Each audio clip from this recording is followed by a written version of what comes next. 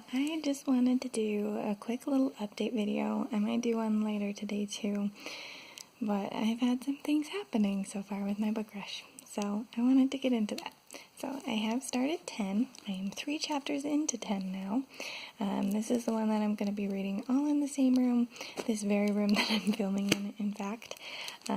So far, I'm mildly disappointed with it. It doesn't have quite as catchy of a start as 359 did, but we haven't gotten into any of the suspense stuff yet, and that was a lot of where 359 did really well, so I'm just waiting for Gretchen McNeil to hit her game and hoping the fact that the teens all knowing each other from school, at least from the characters that I've been introduced to so far, doesn't kind of ruin the premise compared to how and then there were none. No one had met each other before they came to the island, so we'll see how that part of it works out. But I'm just waiting to get through the introductions before I give it too much judgment, but so far I'm like, I see where they're getting the concept of and then there were none, but it's already very different from and then there were none, because the characters already kind of know each other, which we'll see. I've also gotten into Fire and Hemlock, which is my book with a house on it. I am 4 chapters into Fire and Hemlock as well. This one I'm kind of just taking in little chunks and savoring as I go. Since it's one of my favorite books, it's really easy to just pick up and read for a little bit and then put down. So that's where I'm at with that, and I'm really looking forward to finishing this reread too, because it's always just so magical to go back into this book. So I'm super happy with that.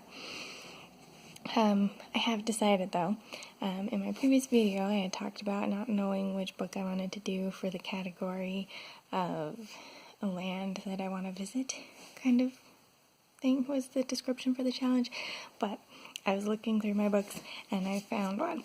I haven't read it before, but I just bought Furthermore from the book outlet, and it sounds like it's got a little bit of like an Alice in Wonderland feel to it, and the world is kind of magical, that up can be down and down can be up kind of thing, so again, kind of like an Alice in Wonderland feel, but I figure this one sounds like it's got a fun world in it, and even having not read it, it sounds like an intriguing world that I might want to spend time in, and if it does have those Alice in Wonderland elements, then so much more to its power, because I love Alice in Wonderland, and so it feels like that would be the most like a world that I would want to visit. So if I have time for it, since I still have 2 other books to finish, and I did start the book rush a day late, that'll be my final book that I read for it. So we'll see if I get into that.